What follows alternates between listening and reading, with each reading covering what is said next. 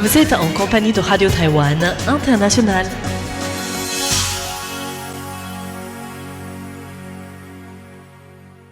Bonjour à tous et bienvenue à l'écoute de Radio Taïwan International. C'est Ming Wang à l'antenne pour vous présenter notre programme de ce mercredi 29 juillet.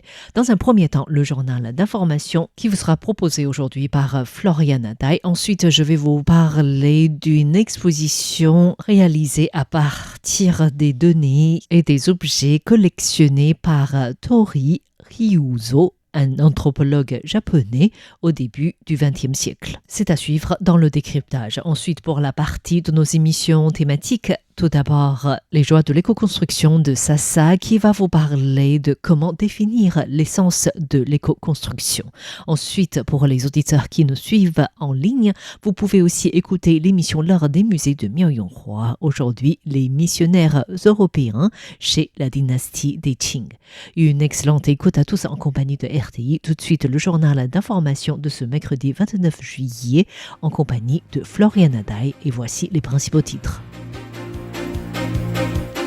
Séisme à Kumamoto, Taïwan prête à intervenir en 4 heures.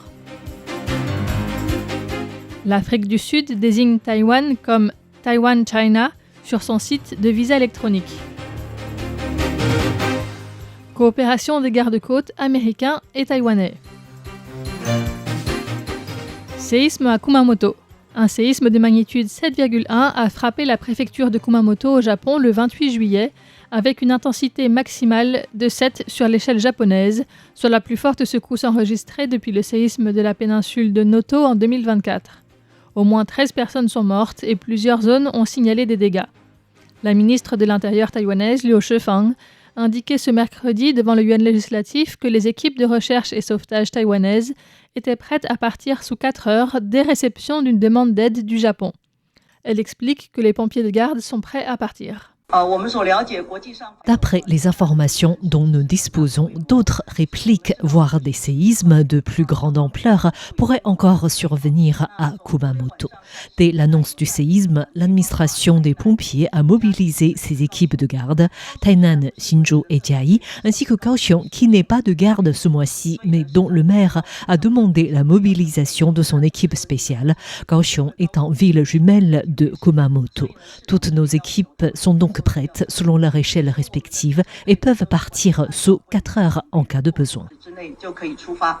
Tout comme le président Lai Ching-te l'a fait hier, l'ancienne présidente Tsai Ing-wen a de son côté également publié hier en japonais sur Threads un message exprimant sa profonde inquiétude après le séisme, réaffirmant le soutien de Taïwan pour le Japon et appelant à la prudence face aux répliques.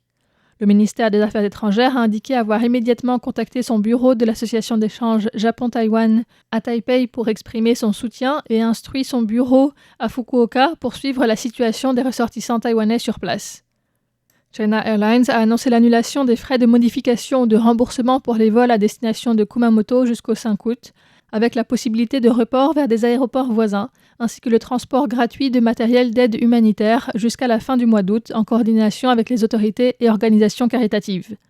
Différentes chaînes de magasins de proximité et plateformes de vente en ligne ont également déjà lancé une collecte de dons pour les zones sinistrées. L'Afrique du Sud désigne Taïwan comme Taiwan China sur son site de visa électronique. Après avoir exigé le déménagement du bureau de représentation taïwanais hors de sa capitale, ainsi que sa rétrogradation et le changement de son nom en Bureau commercial de Taipei, l'Afrique du Sud intensifie ses pressions en désignant Taïwan comme Taiwan China sur la page d'inscription de son système d'autorisation électronique de voyage ou ETA. Le ministère taïwanais des Affaires étrangères a indiqué hier avoir instruit sa représentation en Afrique du Sud d'exprimer une vive préoccupation et une protestation formelle auprès des autorités sud-africaines. Le système ETA sud-africain, qui est en train d'être lancé, est pour l'instant accessible aux ressortissants de Chine, d'Inde, d'Indonésie et du Mexique, les pays participant au sommet du G20. Coopération des gardes-côtes américains et taïwanais. Une photo de l'Institut américain à Taïwan, ou AIT, représentation de facto des États-Unis à Taïwan, montre des navires des gardes-côtes américains et taïwanais naviguant en formation. La publication, diffusée mardi sur Facebook, montre un patrouilleur de 4000 tonnes de la classe Jiayi aux côtés d'un garde-côte américain de 4500 tonnes de classe Legend. Le texte évoque une coordination active entre les deux gardes-côtes à l'approche de la saison des typhons sur des objectifs communs tels que la préservation des ressources maritimes, la lutte contre la pêche illégale et l'interception de trafic de drogue, ainsi que le soutien des États-Unis à la contribution de Taïwan aux enjeux maritimes internationaux. L'experte américaine en politique étrangère Bonnie Glaser a expliqué que ce message traduit la volonté de Washington de souligner l'importance de Taïwan comme partenaire régional et a rassuré Taïwan sur le fait qu'il n'est pas isolé, a signalé à Pékin que ses tentatives d'isolement resteront vaines et a incité d'autres pays de la région à renforcer leur coopération avec Taïwan. D'autres ont souligné que cette coopération paramilitaire offre davantage de flexibilité et facilite le partage de renseignements malgré l'absence de liens militaires officiels. Le gouvernement taïwanais a salué ce geste, qui, selon la présidente de la Commission des affaires maritimes, Quan Piling, démontre la détermination de Washington à préserver la paix et la sécurité dans le Pacifique occidental, ainsi que sa pleine reconnaissance des gardes-côtes taïwanais comme seule autorité compétente dans les eaux de Taïwan. Cette publication intervient alors que la Chine mène depuis juin une série d'opérations dans les eaux à l'est de Taïwan, en réaction aux négociations entre le Japon et les Philippines sur la délimitation de leurs frontières maritimes dans cette zone.